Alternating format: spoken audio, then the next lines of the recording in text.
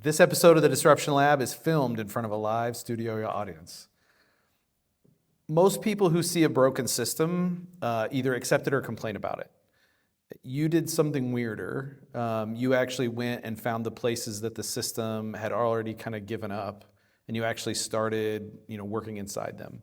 So what was that moment where you realized that the corner store wasn't the problem, that it was actually the solution? Oh, wow. You are starting at the most fun spot. I would say it wasn't me that realized that the corner store wasn't the problem, it was the solution. It was a moment of I was also ready to give up. I was like, I had wanted to work in the food system space. None of the previous ideas were worth anything. And I was ready to give up, and a friend was like, nope, not going to do that. And she drove me all around Kansas City, and every time we saw somebody sitting on the porch or standing outside, she'd say, go ask them where they get their food. And we went and we talked to people, and they'd say, oh, I go right there. Oh, that's my spot right there. It didn't matter what neighborhood we were in or where we were. People were like, oh, right down there. And so that was the kind of aha moment of, oh, we do not need to build something new. We need to support what already exists. What were you trying to figure out before that? Why our food system is broken. How is it possible that we could have so much food going to waste and yet people are still hungry? How can we throw away billions of tons of food and have hungry people at the same time? And those two symptoms seem to lead to a deeper problem. So speaking of that, when we talk about food deserts, the food desert map and the redlining map look identical. Yeah. And so, what's it like for you to operate inside that geography every day where you're running a business where literally the injustice is drawn on a map? That's another great question, because so many of those maps overlay. And I think we have a responsibility to acknowledge our part in it. Systems create outcomes, and we are now inserting ourselves into a history of bad systems. And so if we don't acknowledge that part of it, the part of the discrimination, the part of the disenfranchisement, then we are just as likely to create a bad system as a good one. So, I use the phrase food desert, and I know that there's different words that are used: food desert, food swamp, food apartheid. I think you use food desert because the USDA. We use LILA, low income, low access. Okay. Is the term we most often use. That's a whole other conversation, because none of those terms fully encompass the depth or the breadth of the problem, nor do they encompass the history of it. But anytime I think you distill a major social or systemic issue to a buzzword, the best case scenario is you're going to be a bit pejorative. And I think if we can accept that and move forward to fix the problem while not forgetting all of the other parts of what we're leaving out when we distill a problem down like that. So yeah, food desert drives me nuts, but food swamp drives me nuts. Sure. Apartheid has some emotion behind it that I really love. Low income, low access is direct and to the point. And so those words matter. They do. And those words hold a different accountability. Mm-hmm. So what, from your lens, what is really happening? When you think about those different phrases and what those mean, what's really happening in these neighborhoods? Why is people are hungry? What's really happening is people are hungry. And food isn't there. It's not realistic to get good food on the table in so many of these places. There's, a lack of grocery stores is one part of the issue, but the fact that there's such a rich availability of shitty food. Can I say shitty? Absolutely. Of shitty food or food-like products points to a whole host of issues, from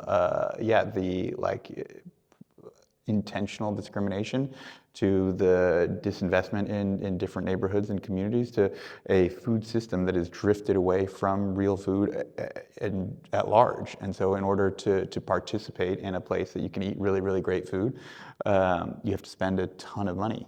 And that's going to leave people out itself. So the thing that fascinates me about many things that fascinate me about what you do, one of them is this idea of putting food in this existing ecosystem of corner stores and bodegas and these places that already exist in these communities. And I would say that, my experience or my understanding is not all of them actually are trusted in the community either. I mean, this is places. So how do you operate inside of,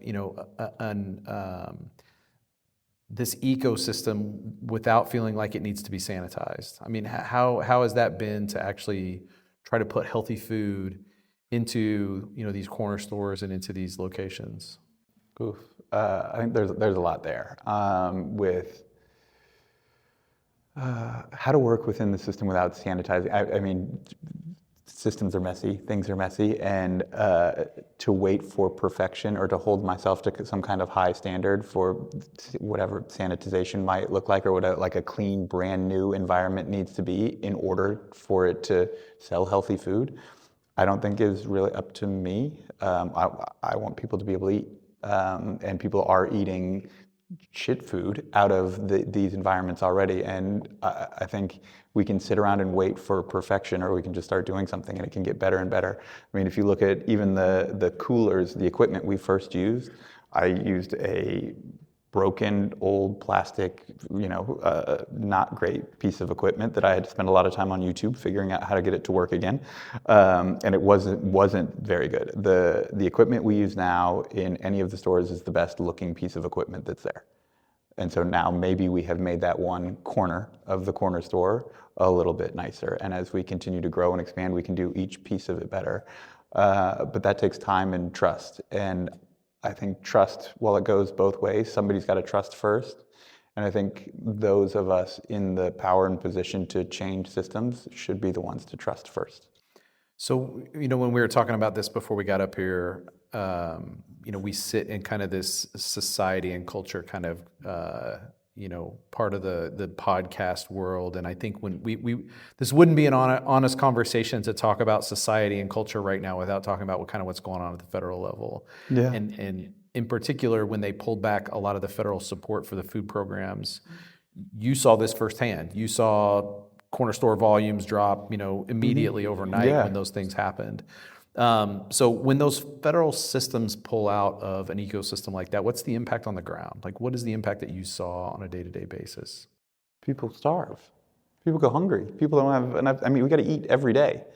And with these kind of social safety nets, they are safety nets. They are a lifeline for people. And, food banks and the emergency food system can help, but they also rely on the greater food system. And so when things are thrown so out of whack so quickly, it is always the most vulnerable people who suffer. And when it comes to food, you don't have very long of suffering before people just die. And that's what I think happens when people are when those kind of safety nets are ripped away. I mentioned that there's a lot of things about what you do that I'm fascinated by. One is the idea that the scalability of kind of the model and what you've been able to do, not just here in Kansas City, right? This is where this started. This is where, this is home, and this is where you started and have been able to scale. And now you're moving across state line and doing some different things, even in the region. But this is also exportable to other cities. So, as you think about what food access looks like nationally, with grocery chains closing in, neighborhoods, especially in some of these communities that we've been talking about, what do you think cities are getting wrong about this problem right now? That it's one size fits all. And a grocery store is a plug and play, one size fits all. Like, what we need is a grocery store. And clearly we don't. If we keep pouring things into it, that's not the right model. Because on the flip side of it, Dollar General is doing great. They're growing like crazy. Dollar General sells more groceries than Whole Foods. You've got Aldi growing like crazy. I mean, they're adding thousands of new locations every day. And so I think what we're needing is to see more of a spectrum of businesses. That the big supermarket is great for a lot of things, but it is not the one size fits all. And so many places where a grocery store can't work they have been left without anything, because we are choosing either you go to a grocery store or you go to a food bank. And there are so many options in between that if left to just Dollar General, they're going to sell shitty junk food at a high price and send the profits back to shareholders while individual communities suffer. I want to shift now to talking more about the entrepreneurship side of this thing. Sure. So walk me through your pitch to a corner store owner, the owner of and how do you get them to say yes? to kind of what you're Now you're putting me on the spot because I haven't had to do that for a little while. Oh, wow. All right. But you did it for a long time. I did it for a long time. And the pitch shifted because I think, for us to get our first store, I went to 70 of these stores. Before you got one. Before we got one. And they all said no. And all of them had, everybody had a different variety of reasons for saying no. After that first one, so our plan, we got the one with Devontae and Miss Kathy. It was the cakery over on like 31st and Prospect before the Sunfresh was there. And he gave us a shot. And when we were there, I told him, I was like, I don't think anything's going to sell for the first month. We sold, I remember Miss Barbara White came in and she bought broccoli out of the case that was on the floor. Like I hadn't even gotten it into the cooler yet before she purchased some broccoli, and I was shocked. And it sold way more than I expected from there on. And from there on, we had to do a little bit of the pitching, but mostly it was spread by word of mouth. Like other people in that industry, like any industry, knew about it, heard about it. They started working with us.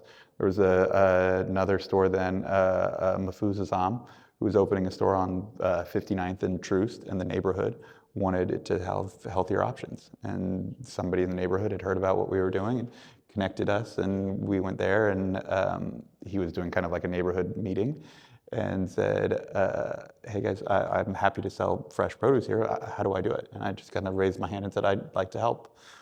And from there, like it has spread more by word of mouth than us having to like really go in and push for it. What's it like going into, so we talk about the expansion to, Kansas. What's that like crossing, either a political boundary, but also maybe crossing a distance where you don't have maybe the benefit of that word of mouth? So that has actually been new, and it has been a struggle and not quite as quick and easy. It's starting to gain momentum now that we've been working in Wyandotte for just about a year, but that was slower going. It's also a shift because if in Missouri, liquor stores, convenience stores, all can be kind of one thing. In Kansas, they are separate. So convenience stores have to sell like 3-2 beer and they can't sell alcohol. So there are fewer of them. And the ones that are there, they're just structured differently. And so we have relied more on the relationships and partnerships with like large institutions like KU and Juntos, and some of the relationships we've had with other nonprofit organizations to say like, hey, you might know us because you've seen the work we've done on the Missouri side. Will you help us in finding the right store owners who might be receptive to us to have some of these conversations, so that we're going in not just kind of cold to, hey, can we talk to the owner? It's more of a, hey, here are some of the places that we've been guided to talk to. Hey, here's somebody who's made this introduction for us. And still they say no, there's some hesitancy, but we're getting more and more. Like we signed a store up just the other week that had said no like 4 times.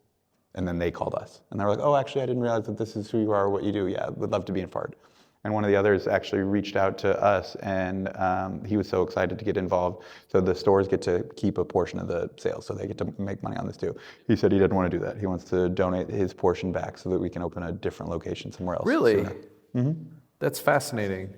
These are good businesses. Yeah. They're smaller businesses, but they will do several hundred to several $1 million a year in revenue. Yeah. It's just a tricky business. Yeah, it just surprises me that someone would say, I want to forego, the revenue share. Because, it's not insignificant. I think it's, you guys. No, it's been a few $100,000 to our partners the last few years. So yeah. But that's the connection to the community. He lives there. He knows who's coming in to shop. He knows the people who are coming in, and the amount of times we'll go into one of our stores, and they will know every single person in line. And they will have tabs for people when you're a little short, and they'll collect on those tabs when they know you got paid. Yeah. But that's like a community that looks after each other. That's mutual aid. That's the kind of community I'd like to live in and be a part of. It's not this like, oh, here's my little family and my network over here, and we're gonna look after us and fuck everybody else. I'm sorry. But it's here's who we are as a community, as a neighborhood. Like, I've got your back when you need help, and I know you'll have my back when I need help. Yeah. So what kind of things are you taking from that as you think about expanding into maybe other geographies where you won't have that reputation regionally, or you won't have that partner network that can walk you in, or have that? That's where you start. that relationship is food is a byproduct. Food is just the what we do. We work with food and food systems because it's the best way to bring people together. And food is how I've always connected with other people, and it's a logistics problem. But the core of it is, how do we connect people? How do we work with people who are comfortable enough to go and knock on their neighbor's door and ask them for an apple? Or, hey, I'm making dinner and I needed an extra onion. That kind of connection, if you can do that, you can do anything. And so that's where anytime we've considered any kind of new opportunity, new location, that the first role we bring in is community engagement. You take on all the financial risk in this kind of arrangement. We're going to trust first. Stock the cooler, you absorb the unsold items, you do all of that. Why did you choose that model, and what would it have looked like maybe if you'd have picked a different way of going about that? Ooh, that's another great question. And there are so there's a model close-ish to what we do in California called Saba Grocers, and Lena is fantastic and brilliant, and I just talked to her recently. And they do it differently. They do treat it more like the stores order. They pick what they want. They have their thing. The Saba Grocers has a kind of traditional markup. They source food from all over the place, get it to them at a great price, and they make the delivery through a network of other logistics companies. I think it's fantastic, and there is definitely like a large bit of ownership then that the stores take on, and some like quick engagement. We have started this way, and we aren't necessarily stuck with the consignment model. If there ends up being a better way, I'm solution agnostic. We started that way because I wanted to bring the lowest risk possible for them to say yes. Like, I'll buy all the equipment, I'll take all the risk. You are only going to pay me back money once you've already made it. But that also does offer us the opportunity to control quality and price. And so I know to some level of degree that there aren't going to be brown bananas on our shelves because we are going there 5 days a week. And that's what I'm telling our drivers not to do. That our drivers aren't paid based on like, oh, how many, what were the sales at this store. They're expected to maintain a uber high level of quality. And to that end, I mean, you operate a complete supply chain. I mean, in a very complex one, ranging from the wholesale, the acquisition of the produce, the volunteers, the triage, the whole end-to-end thing that you do. Most nonprofits don't operate at that level of operational complexity. So where did you learn to be like a logistics expert? And did you see that as you started this thing? Yeah. Along the way. I'd never worked in logistics before this. When we bought our very first truck, I flew out to Indianapolis to get it, and I had to lie to the company we bought it from and said, hey, I have a lot of trucks, and we're looking at getting into these smaller ones so that they would drop the price. Max, that surprises me from you, man. Yeah, that I could afford. But then when I got there, I also went to start the truck, and I asked the guy I bought it from, I was like, okay, so how does the air brake work? And he was like, it's your truck, man. You got to figure this out. I thought you had a bunch of these. So not like this. Real risky. But I drove it back from Indianapolis, and I did also have YouTube up maybe along the way, learning how to drive a truck like that. And it's been the same, like inventory management was Google Sheets that we built and built and built until it started to crash and crash and crash. And we found software that we could afford to make this happen. But I enjoy puzzles. And so while I grew up around food, my dad's a chef and aunt's a chef and had worked in the restaurant, I'm not that kind of artist. I like, okay, if this truck goes here and here, like the math problem of if you're going 50 miles an hour, to how long, that I enjoy. All right. You mentioned the Google Sheets thing. So this, I think, is fascinating. You're maybe the only person I've ever met that has actually broken Google Sheets. So 700,000 lines. I've heard this story. It's like some absurd amount of data that you were operating this entire logistics business using Google Sheets. Yeah, I mean, we had, at that point, even 50 locations that we were delivering to 5 days a week with 30 different items on any given day, and we would track what went in, what was still there, what sold, and what shrunk every single day. And so you get thousands of units moving every day, and then we'd invoice only monthly. So we'd have to track all of them across the month and then hope that nobody keyed the wrong and products would change. So, we'd have maybe Gala apples one day, but Fuji's the next or gosh, something. yeah. So it wouldn't even just be apples. It would be like, there'd be, subcategories for all these different types of produce. And then it started to, you'd want to make a transfer to like just a PDF and an invoice that you could then also track.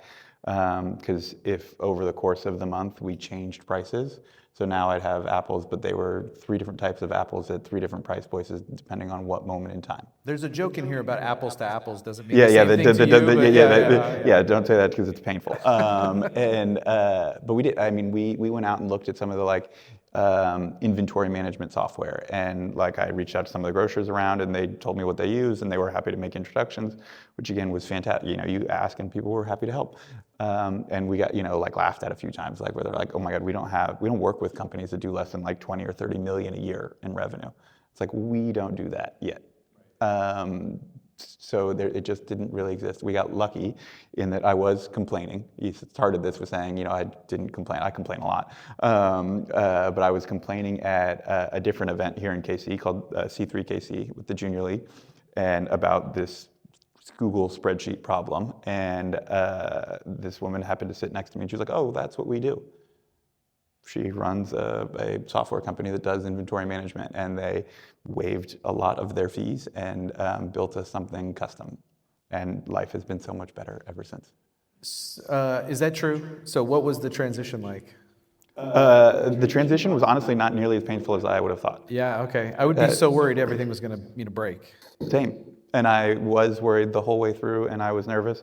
And it doesn't do everything perfectly, but we've been like slowly adding like different parts of it. Like we are in a version 4 right now. I think our operations person, Jimmy, has got a meeting with them tomorrow to talk about, we're incorporating some of the better routing, because that's currently in a different place to do the routing. They're going to be able to bring that in for us.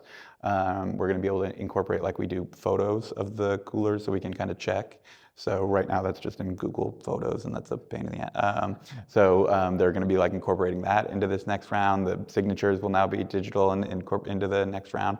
But it's a little bit, and we pay them, and it's very reasonable comparatively. But with some of these like iterations that have cost money.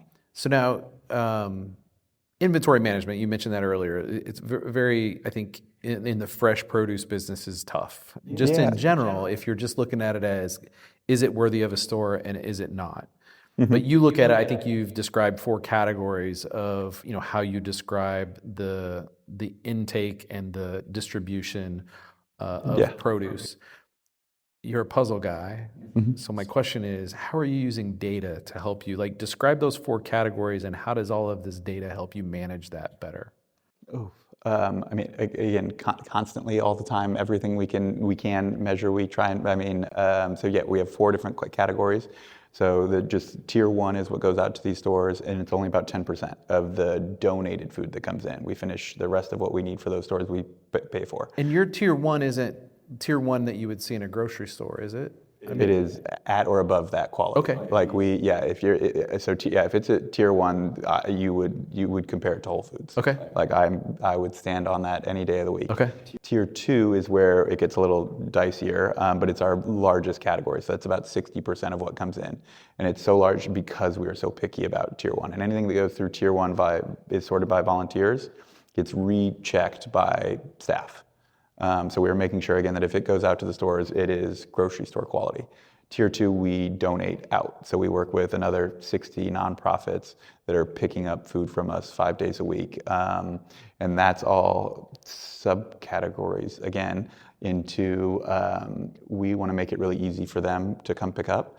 So instead of like we just could put everything into tier 2 and say, here it is, come get it and help yourself. We try and have like interviews with each nonprofit that we work with, so we get to know how many people are you serving, what are the kind of demographics of the clientele, are you making meals with this yourself, is this just a pantry or do you have a pantry that you're going to, or are there hot food coming out? So can you take, like a commercial bag of shredded lettuce? No, okay, that's got to go somewhere else. And we do those kind of interviews so that it helps when the team is staging pallets. One of the other issues we saw is with a lot of donated food, it's the orgs with the resources and the time and capacity get the best of the best. We try and make it so that if you have an appointment, you're going to have good food from us that fits your need. So it's all palletized, it's all set up and organized for each different order. And so we know who's coming in each day, they have their appointment slot, and they're going to get enough food to serve the population that they need. And so that's why we have another like 18 organizations right now on our wait list, because we are careful about, like, we don't want to say yes and have you show up, because time is important, and we don't want somebody to drive all the way over, get their truck ready, and then have no food for them.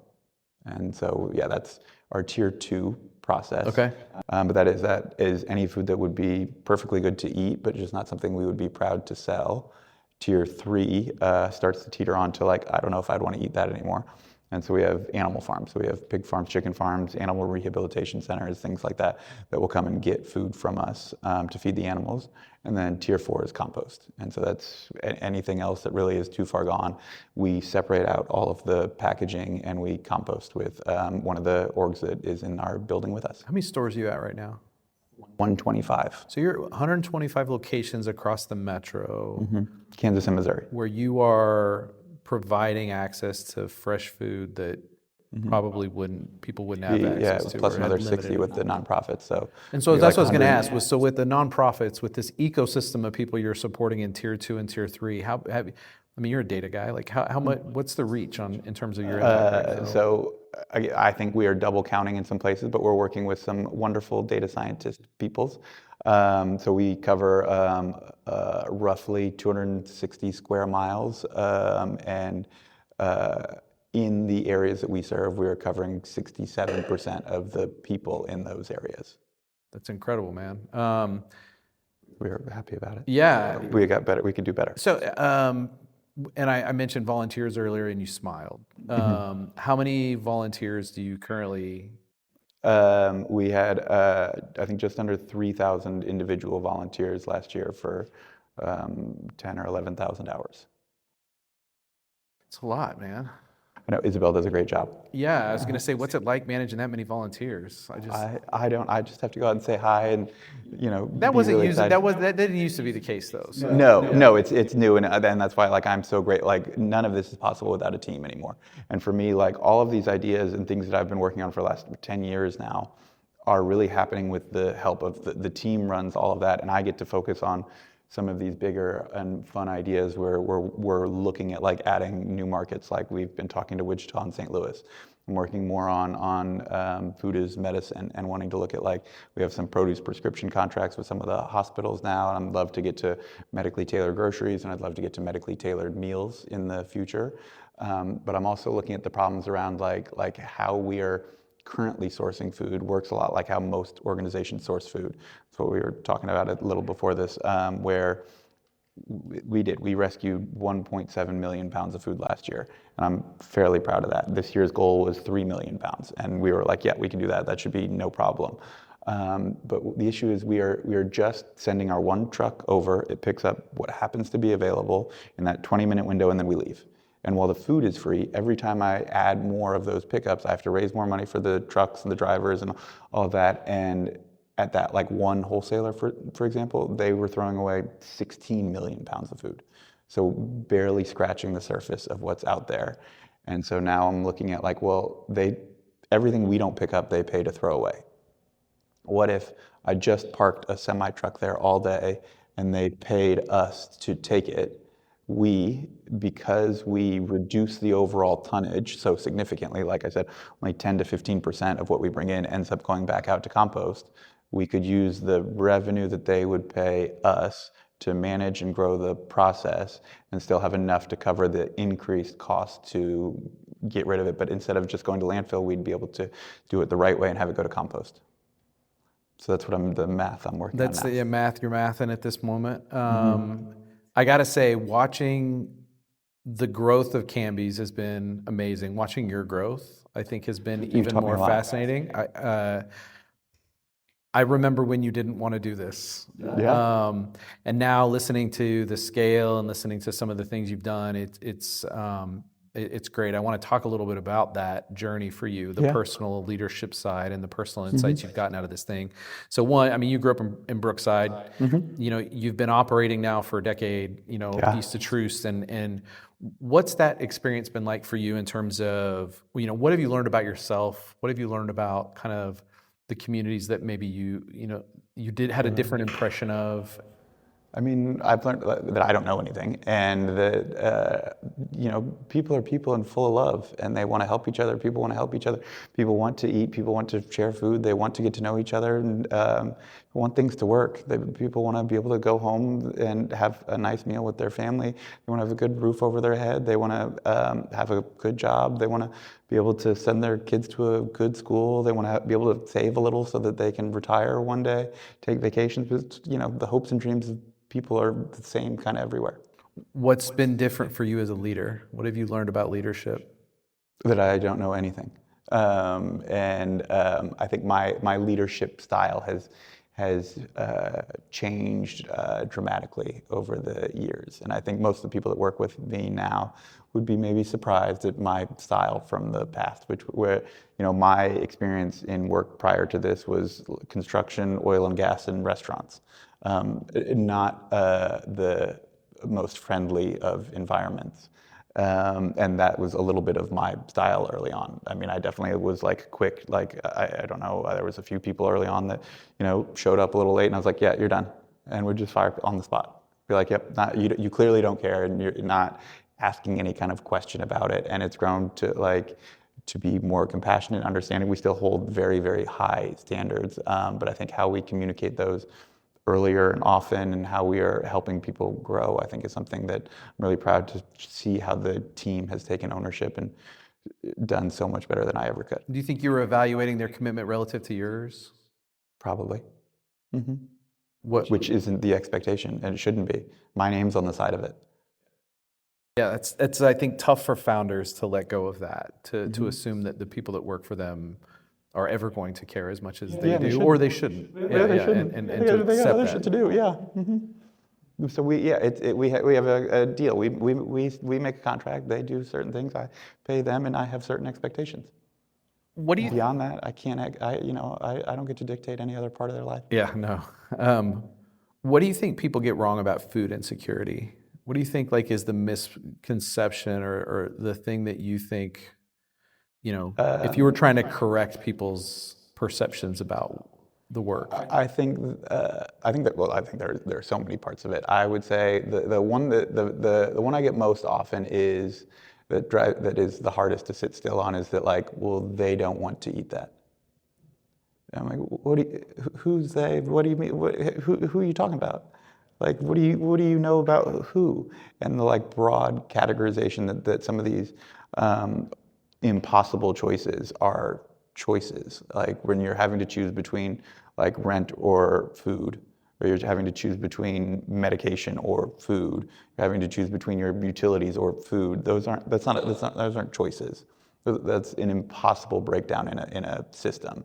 And so when people write, like, you know, or you're getting off of 2 shifts and you've been working all day, and so you go through the drive-through line at McDonald's and you're vilified for feeding your kids McDonald's. I'm like, I have worked long hours and I know the importance of eating right, and I still will go to McDonald's. And I think that's the part that is hardest to sit with, is the like, this is their fault and their responsibility. Yeah. Choices are weird when it when it comes to those types of things. I remember when I had young kids, like, your options for what you could do with young children were, you know, food-wise, was extremely limited, and it changed how I ate. Yeah. And it wasn't I mean, it was a choice, but was not an easy one, you know? Yeah. So I imagine those same types of things from your lens have been interesting to watch. What's been the hardest thing about being the founder, about being, you know? The hardest thing about being the founder? I don't know. I mean, the like, lonely at the top is a cliche, but there are so many decisions where I'd look around and be like, is there anybody else here who could do this? Like, somebody's got to have a better, like, but it's your responsibility. What's an example of that? Were you just hoping there was somebody else that you could? Hoping that there was somebody else there. Oh my God, we had to let go a 7-figure contract because it wasn't right. It wasn't us. It wasn't who we were, who we wanted to be. It wasn't treating people the way we wanted to. But there was parts of the contract that were out of our control. And so to say no to that because that's not who we wanted to be, but also knowing that there were people on the other side of that. I mean, we had to let go people because of that. Was one where I definitely was like, can anybody else make this decision? Please, someone. I will say we did. We put up a fight and we got every single person that we had to let go 6 months severance. So that was happy with, but not fun. Yeah. People decisions are always tough. Yeah. What excites you the most? I mean, so you talked about maybe expanding regionally into some other cities. That's not jumping to a different part of the same region. That's a different infrastructure. That's a whole different kind of setup. Aside from maybe the excitement that comes from that kind of expansion, what else about the business right now excites you? I mean, we talked a little bit about food as medicine. Oh yeah. I do. I mean, the food as medicine side excites me. The new regions excite me. Really getting, like, my role is different now, and I have such a fantastic team that I'm excited to like. I have spent years learning about the food system.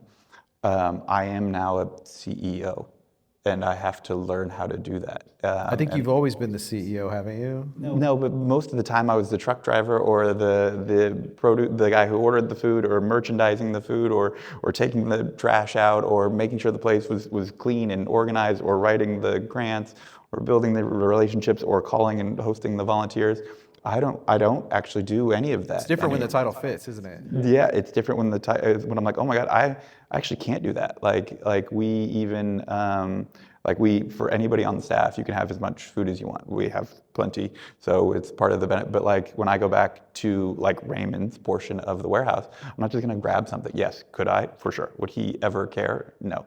But I'm going to ask. This is his section. He has worked so hard to build out the systems, the processes, and that was something that, like, he even developed, like, because so many people were taking advantage of the food, he was like losing track of the inventory. So he set up a section where he's like, take from here.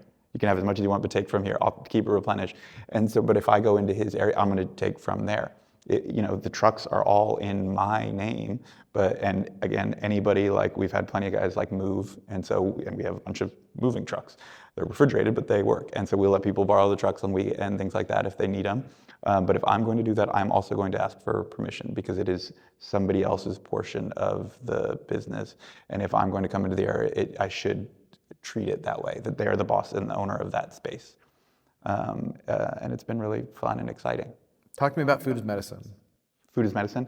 That's one of the hard parts to talk about because it's painful to acknowledge the federal government seems to be doing something I almost agree with, and there is a push there with some of the food as medicine legislation and all the way, and I'm seeing how it actually does trickle down. Again, it's a hard thing to say out loud, into like when the federal government start it.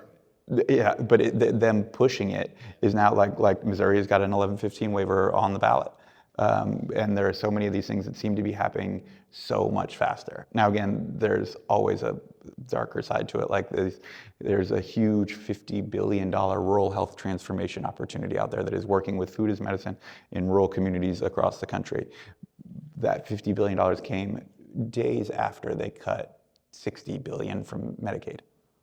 And so it's like, well, this thing was kind of working pretty well. We could have done this one too, but you decided to cut from here.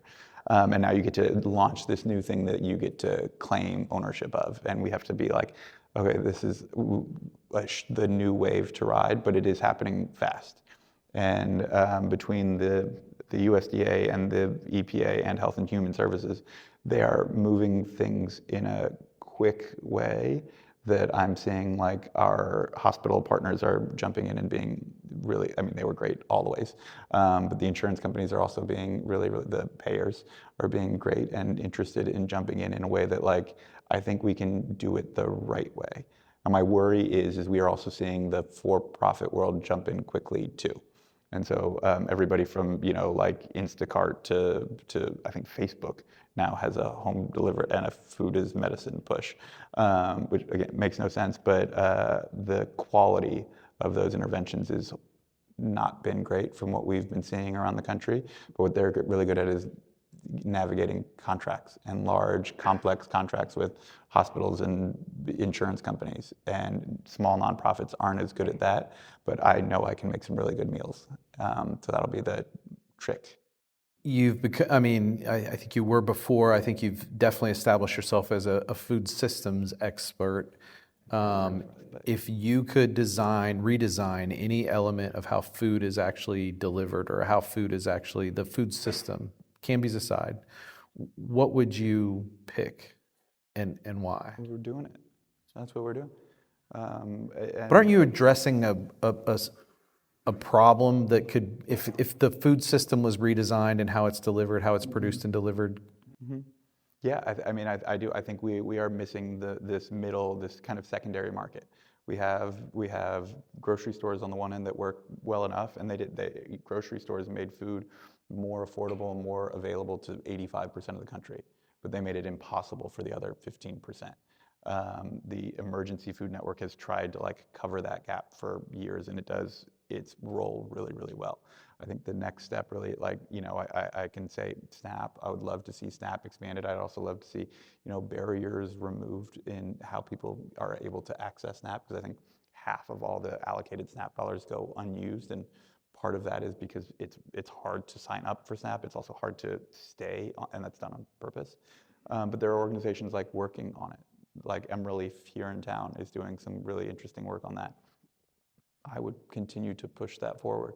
I also think that there'd be a really great opportunity. So if that money is allocated to food systems change, if SNAP dollars are allocated to that, that's what it's allocated to. So if half of it went unused, why not at the end of the year say, all right, whatever is unused in the SNAP pot goes out to the system? Do you feel like, instead of rolling it back to the Fed, at your gut level, or even at the data, not even at your gut, but with your peers around the country, do you feel like at the macro that this is getting better? Yes. And I guess, assuming that's the case, in 10 years, what do you hope this looks like? Not for Kanbe's necessarily specifically, but for the outcomes that you're trying to serve. In 10 years, I do genuinely believe this could be drastically different.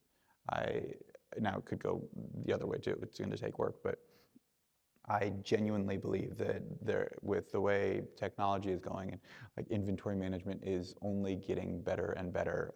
Refrigeration is only getting better and better. The trucks are only getting more and more efficient. There is no reason that in 10 years everybody can't have access to fresh, healthy, and affordable food at whatever level in the system that you exist. Because it is a spectrum. I mean, I have gotten in trouble on calls when we talk about systems work. There was a group in Alaska that we were talking to and working with, and they were complaining about, they had grapes. This was in December, but they were like, well, to get a bag of grapes up here is $35, $40. And I was like, yeah, and you might be the only people in history that have had grapes in Alaska in December. There is I want us to be realistic about what can we do, how can we do this, and what does it take for that to be the expectation that I do want people to expect grapes in Alaska in December to cost $4. There are very few big problems like this where I know someone that's actually put a huge dent in it, and you're one of them. So I feel, having gotten to know you over the years, I feel, one, lucky to know you, but two, optimistic that you're the kind of person, or you're the person that's outside trying to solve this thing. So thank you for what you've done for Kansas City, what you've done for the communities in Kansas City, what you continue to do. And I hope anybody's out there listening that, other cities are smart enough to call and get you to bring Kanbe's to some of these other regions, because this isn't a unique problem to Kansas City by any stretch. So thanks, Max. Thanks for the hard work and the, I know, rough times that you've had kind of going on this journey, and it's helped me through quite a few. Exciting to see you, on the other side, really doing some amazing things and growing like you're growing. So thanks. And thanks for sharing your story with us. Thanks for being here. And as you start to get into some of these other regions, I'm going to definitely have you back and talk about what that expansion looks like too, because I think that's another whole part of this journey that's going to be, very interesting for you. For sure, I'm going to make a lot of mistakes, so it'll be good to get me in there. Yeah, we all do. So thanks, Max. I appreciate it. Give him a hand, everybody.